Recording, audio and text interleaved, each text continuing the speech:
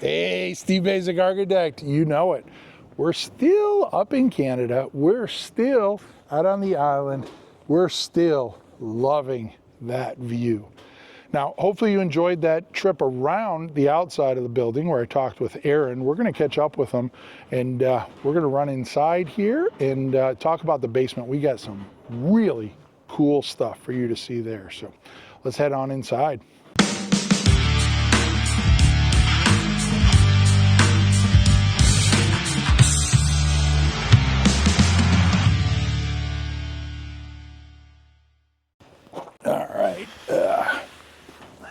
All right, into the basement. Hey, Aaron.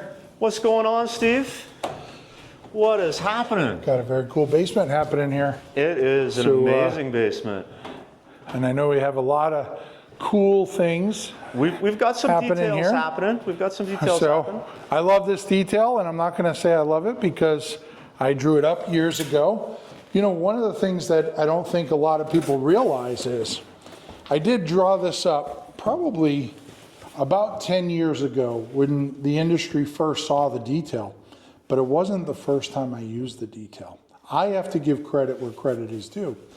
When I remodeled my own house, probably now almost 20 years ago, I did the double plywood detail on my remodeling house because Joe and I, when I was remodeling, Joe Stebrick, Building Science Corporation, I sat down with Joe and said, hey, we have this concrete slab, how do I insulate it? And he said, do you have decent headroom? Yeah. And then we'll put some insulation down on top of the slab, and then we'll do a floating plywood floor on the top of it. Now, the detail I did was 2 layers of 1/2-inch plywood to make a 1-inch raft.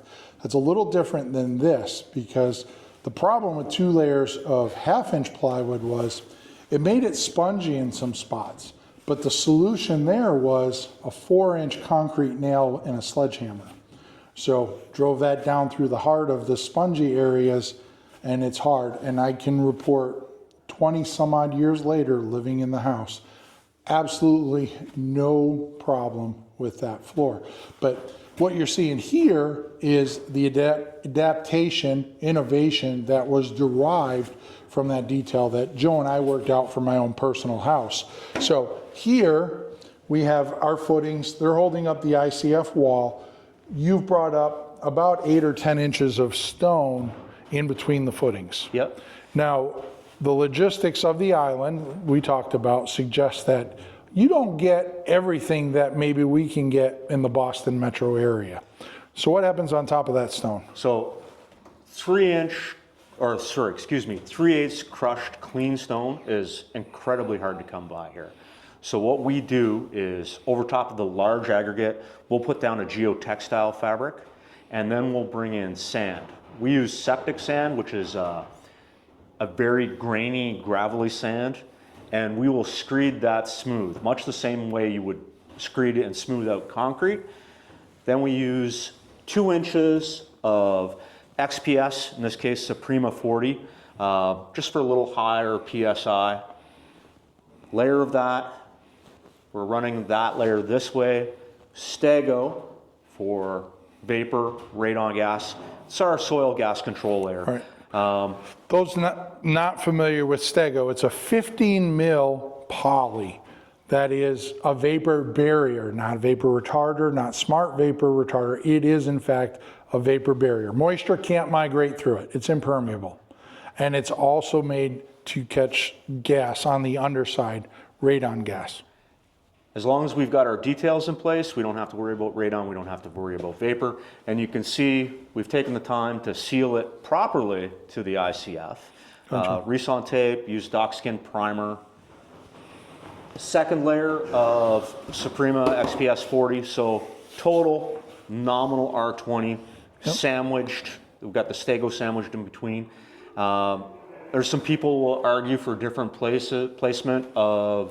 We've put it below. We have a contractor where we're putting it in between like this. You could potentially even put it on top, although it's a really slippery surface. So putting it on top and walking on it a lot might be a little bit of a challenge. I'm not worried about protecting the Stego because it's an incredibly durable product. What I was worried about, and the reason we chose to put it in between, is I wanted to maintain the flat, smooth surface. Right. So we started screeding at the back wall, we moved out towards the windows and doors, left this all flat, started laying foam, worked our way back in, then brought the stego in. Didn't have to disturb that sand. And obviously, over here, Yeah, you've done a really good job. We're here shooting some videos for other purposes, so Aaron did a really good job, and we're very fortunate to kind of have the layered system in place. The funny thing about this is this wasn't planned. This literally happened by accident. We had a window of opportunity to install these, so we literally did the bare minimum we had to do to prep these two openings. And I borrowed another Steve Basic detail over here. But we should probably finish talking about the cross lane. Yeah, so the first layer here, obviously it goes the long way to the ocean.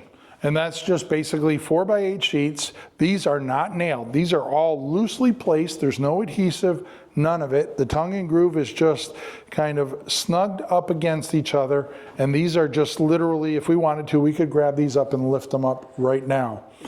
Friction fit, friction on the foam is holding them in place. It's all that's required. And it's actually a very comfortable floor to walk on.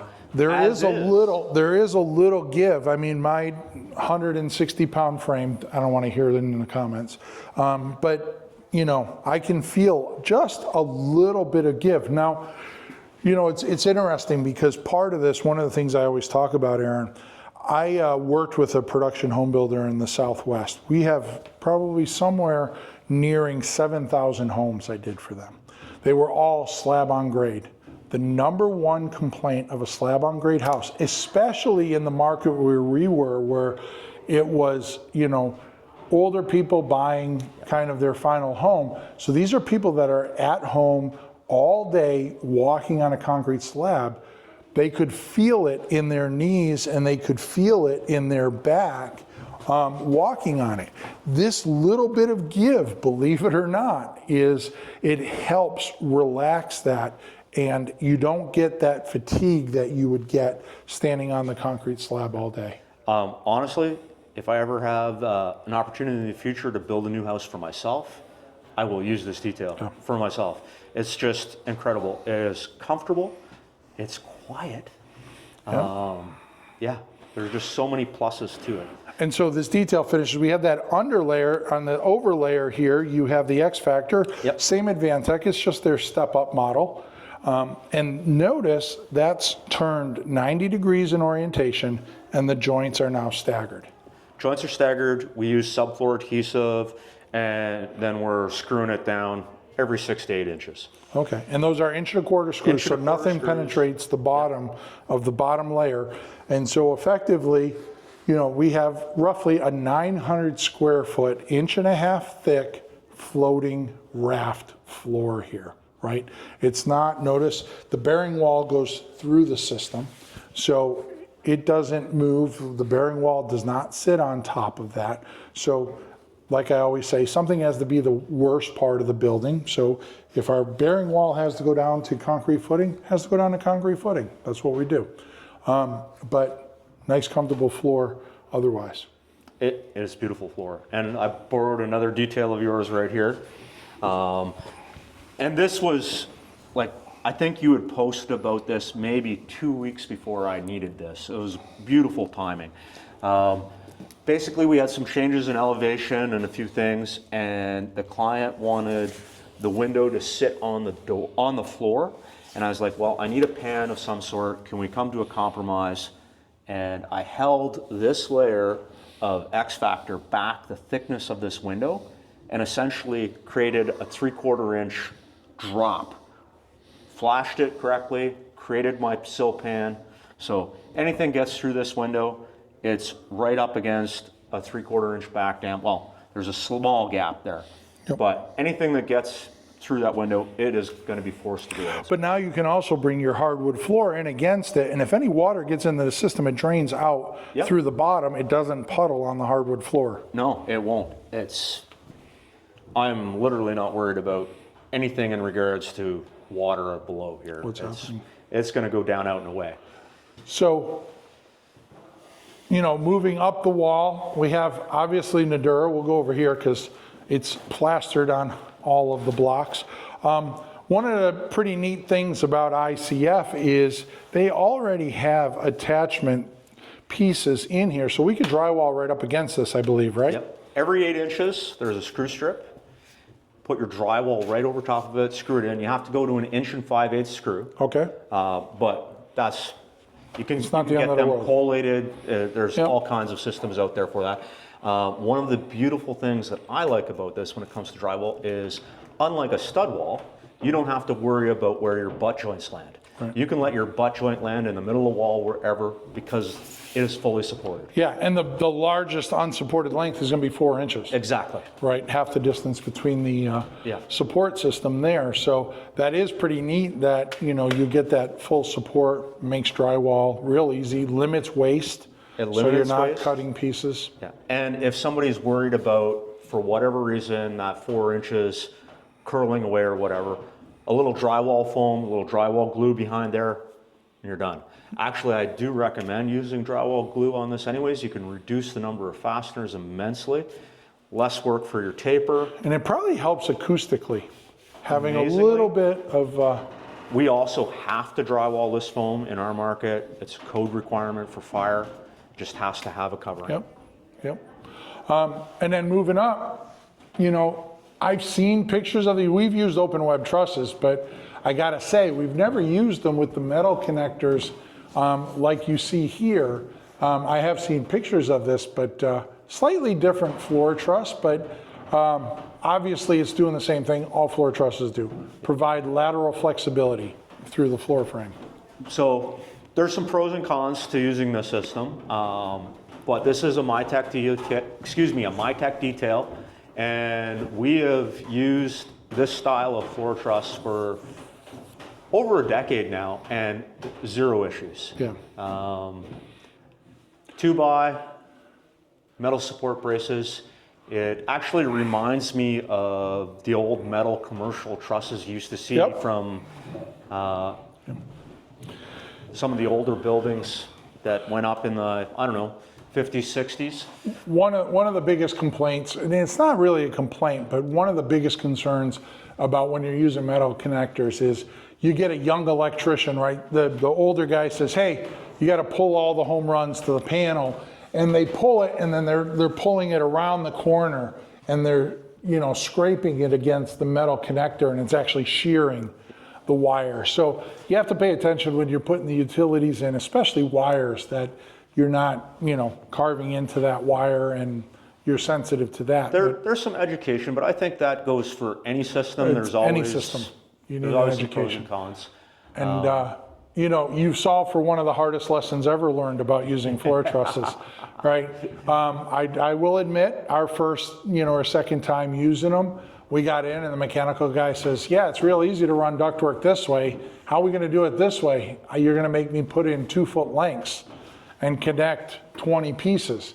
So here, you, before you put the band joist on, slid in 2 full-length ducts.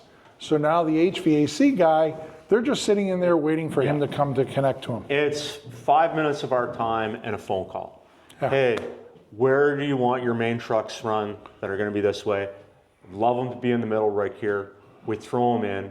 Drop them off and we'll put them in, Yeah. and they'll be waiting for you. Absolutely. Look after your sub trays. They will look after you. Look after that next guy. It pays off in spades. It really does. And I learned this lesson the hard way. The first time you learn the lesson,